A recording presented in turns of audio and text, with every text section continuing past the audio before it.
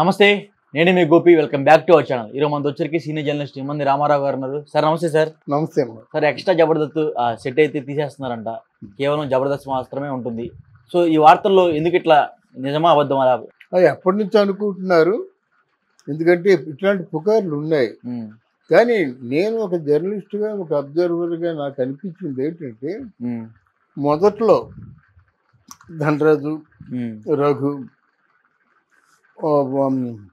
Venu wonders Venu, అవును, ఇట్లాంటి వాళ్ళందరూ ఉంటుండగా, ఈవెన్ సుధీరు, శ్రీను, రాంప్రసాద్ వచ్చిన తర్వాత కూడా ఆ షో నిమ్మలంగా సాగింది. సాదాగా ఇంట్లో కామెడీ లాగా ఉండేది.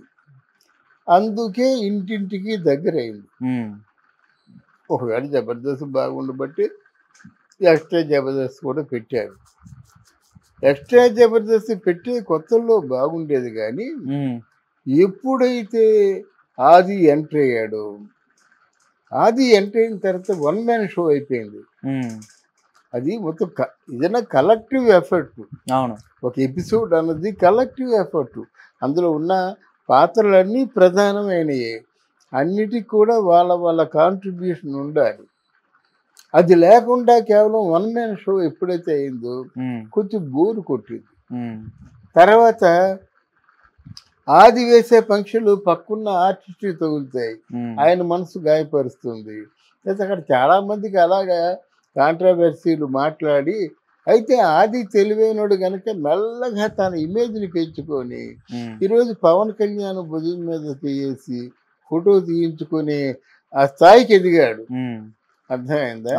సో ఆయన ఎదిగాడు జబర్దస్త్ వల్ల. పక్క వాళ్ళు ఏంటంటే ఇలాగే కాంట్రవర్సీ ఏదో అనుకున్న పంచెస్ అనే పేరుతో అర్థం లేని అర్ధరహితమైన మాటలతో ఆయన మాత్రం వ్యక్తిగతంగా ఎదిగాడు. కానీ ఆ ఎక్స్ట్రా జబర్దస్త్లో ఏముందంటే మీనింగ్లెస్ అండ్ డబుల్ మీనింగ్ మాటలు మాత్రమే ఉన్నాయి, ఇంకేం లేదు. అంటే ఇక్కడ కొన్ని సిగ్గుమాలినటువంటి, నీతి మాలినటువంటి మాటలు కూడా కొన్ని ఉన్నాయి.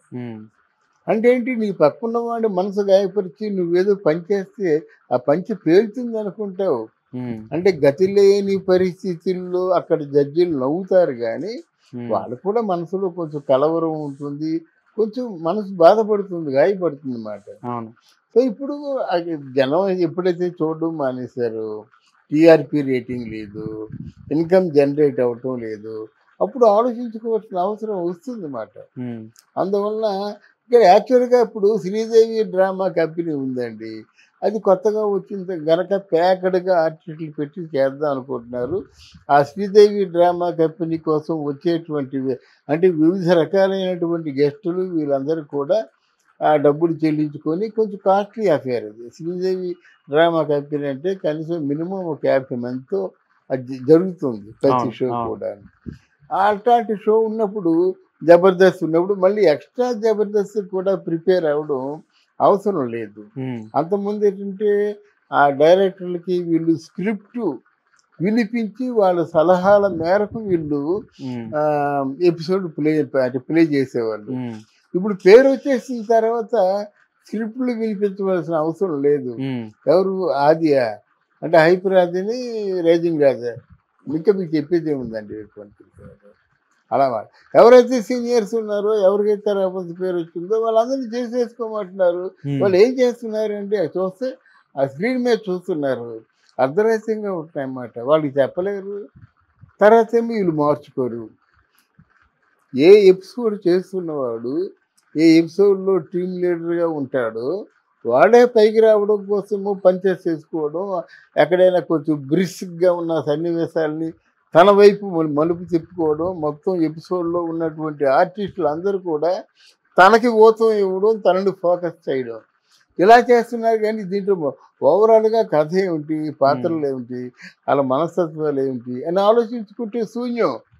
ఎంతసేపు 10 నిమిషాలు 15 నిమిషాలు ఎపిసోడ్ అయిపోయింది అంతే. అది అంటే ఎప్పటి నుంచో చెప్దాం అనుకుంటున్నాను అనమాట. ఎలా కాదు, కథ సినిమాకైనా ఎపిసోడ్కైనా ఏ అధ్యాయానికైనా కథ ప్రాణం. కథ ఉన్నప్పుడే మిగతా పాత్రలు పండుతాయి. లేకపోతే ప్రాణరహితంగా నిర్జీవంగా ఉన్న మనిషి ఎలా ఉంటాడో ఈ ఎపిసోడ్లు కూడా అలాగే ఉంటాయి. అలా ఉండబట్టే ఈరోజు మార్చుకునే పరిస్థితి వచ్చింది. ఇప్పుడు ఆల్మోస్ట్ ఆల్ ఇండియాలో 10th పొజిషన్లో ఉండేది జబర్దస్త్. అంటే ఇప్పుడు ఈ షోలో కానీ అంత 10th పొజిషన్లో ఇప్పుడు ఉండదు అనుకుంటున్నాను. ఎందుకంటే ఆ బిగ్ బాస్ ఎలా ఉండేదో జబర్దస్త్ కూడా ముందు ఆ తొలి రోజుల్లో ఉండేది. ఓకే, అప్పట్లో ఉందండి అది. ఇప్పుడు బిగ్ బాస్ ఎలాగ అయిపోయిందో జబర్దస్త్ కూడా అలాగే అయిపోయింది. అతను బిగ్ బాస్ వస్తే ఎవరైనా నిద్రపోయేవారు, ఆ టైంకి టీవీ సెట్ల ముందు కూర్చునేవారు. అటువంటిది ఇప్పుడు ఎక్స్ట్రా జబర్దస్త్ కూడా ఎవరు చూడటం లేదు. చూడటం లేదంటే అందులో చెప్పాను కదా, అంటే అంటే ఆత్మ లేని నిర్జీవంగా ఉన్న పాత్రల వల్ల ఏదో కాసేపు నవ్వుకోవడం, తీరా చూస్తే ఏమిట్రా ఈ కథ అంటే ఏమి కాదు. కథలో ఎంత మంచి కథలు ఉన్నాయండి. అంటే కథా రచయితలకు కూడా ఎవరికైనా మునిమాణిక్యం గారు తెలుసా? ఈ కథా రచయితలకి అంటే ఆ కామెడీకి ప్రాణం పెట్టినటువంటి మునిమాణిక్యం గారు ఎవరికైనా తెలుసా? తెలీదు. శ్రీపాద సుబ్రహ్మణ్యం గారు ఎవరికైనా తెలియదు, పేరు విన్నాం. అదే అదే అలాగే భౌమిడిపాటి కామేశ్వరం గారు తెలుసా? భౌమిడిపాటి కామేశ్వరం రాధాకృష్ణ గారు వాళ్ళ నాన్న భౌమిడిపాటి రాధాకృష్ణ. ఇలా చూసినట్టయితే నవ్వించే మహారచయితలు చాలా మంది ఉన్నారు. వీళ్ళు ఏం చేయాలంటే ఎప్పుడు పూర్వపు రచనలు చూసినట్టయితే ఇప్పుడు రచయితలకి కొంచెం ఇన్స్పిరేషన్ వస్తుంది.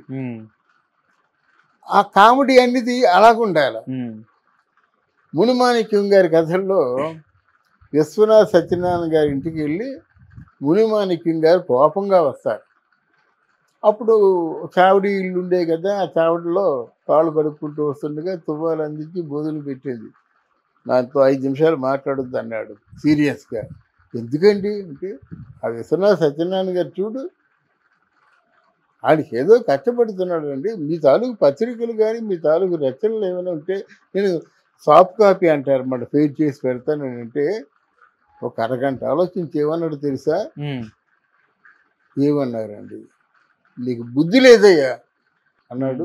నాకు బుద్ధి లేదా అంటే ఇవిడ ఆశ్చర్యపోయింది. నువ్వెందుకు ఆశ్చర్యపోతావు? ఈ మాట చెప్పడానికి అరగంట ఎందుకు అయింది? డబ్బు వస్తుంది. ఈ మాట చెప్పడానికి ఆయన అరగంట ఎందుకు తీసుకున్నాండి? నీకు బుద్ధి లేని విషయం తెలిసిందే కదా అంటే అవన్నీ తలుచుకుంటే నవ్వులు వస్తాయన్నమాట. అవన్నీ అంటే బయట కొన్ని వార్తలు వస్తున్నాయి, రోజా నాగబాబు ఇద్దరు బయటకు వెళ్ళిపోయిన కాడి నుంచి జబర్దస్త్ అనేది మూతపడిపోయిందని కొన్ని వార్తలు వస్తున్నాయి. లేదండి, రోజా నాగబాబు అంటే జబర్దస్త్ మూత పడడం కాదు, అంటే ప్రమాణాల్లో స్థాయి తగ్గిందని చెప్పగలను. కానీ రోజాలు నాగబాబులు గారు కాదు. కొంచెం రోజా ఎక్స్ట్రాలు చేసేది, భుజాల కొద్దులు అవి కొద్దులు డ్యాన్స్ చేయడం, కొంచెం డ్రెస్ ఇదంతా ఉంది. రోజాలో ఎక్స్ట్రాలు చాలా ఉన్నాయి కదా. ఎక్స్ట్రా జబర్దస్త్కి ఎక్స్ట్రాలు చాలా అంటే ఉండేవి అలాగా. తర్వాత సుధీరును ఆ రష్మి ఎన్నిసార్లు వాళ్ళు డ్యూయెట్లు పాడుకుంటారు, అంతే కదా.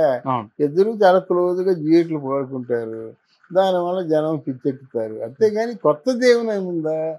రోజా అక్కడ ఉన్నటువంటి జబర్దస్త్లో బాగా ఫ్లేవర్ ఉన్నది రోజా, రష్మి చాలా బాగా రేటింగ్ ఉంది. అక్కడ ఆది ఎంత పెరిగాడో మన సుడిగాలి సుధీర్ కూడా ఫ్యాన్ మేలు బాగా పెరిగింది, అంతేగాని. అయితే ఒక మాట నిజం, రోజాను నాగబాబు ఉన్నప్పుడు జబర్దస్త్ A1గా ఉండేది, అది మాత్రం నిజం. కానీ వాళ్ళ వల్లే డౌన్ అయిపోయిందని కాదు. అలా కాకుండా వీళ్ళ కథల ఎంపిక సరిగ్గా స్క్రూటినీ చేయకపోవడం, కథలో ఏముందంటే ఏమీ లేదని అనిపించడం,